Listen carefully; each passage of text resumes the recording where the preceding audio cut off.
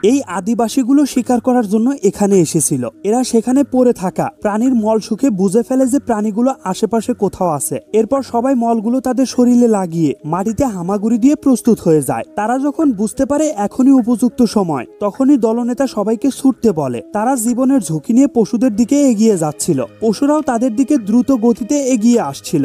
এরপর তারা যথাসময়ে তাদের হাতে থাকা বর্ষাগুলো প্রাণীদের দিকে নিক্ষেপ করে। প্রাণীগুলো ভয় পেয়ে গভীর খাদের দিকে পালাতে শুরু করে। এক এক করে সেগুলো খাদে পড়তে থাকে। হঠাৎ একটি প্রাণী সাহস করে তাদের দিকে ঘুরে দাঁড়ায়। এই ছেলেটি আজকেই প্রথম শিকারে এসেছিল। প্রাণীটি তাকে শিং দিয়ে আঘাত করে। একটু পর ছেলেটির বাবা তার দিকে বর্ষা নিক্ষেপ করলে প্রাণীটি সহ ছেলেটি খাদে পড়ে যায়। সবাই দেখে ছেলেটি একটি পাথর ধরেছিল। তার বাবা তাকে পাথরটি ছাড়তে নিষেধ করে। ঠিক তখনই পাথরটি ভেঙে ছেলেটি নিচে পড়ে যায়। সেও অনেকগুলো পাথরের সঙ্গে ধাক্কা খেয়ে নিচে একটি পাথরে আটকে যায়, যা দেখে তার বাবা তাকে বাঁচাতে চায়। কিন্তু সবাই তাকে সান্ত্বনা দেয় যে সে যেভাবে পড়েছে তাতে বেঁচে থাকা কোনোভাবেই সম্ভব না। এরপর তারা সবাই প্রাণীগুলোকে নিজেদের মাঝে বন্টন করে সেখান থেকে চলে যায়। কিন্তু ছেলেটি এখনো বেঁচে ছিল। ভিডিওটির পার্ট 2 দেখার জন্য একটি লাইক দিয়ে কমেন্ট করে জানাতে পারে।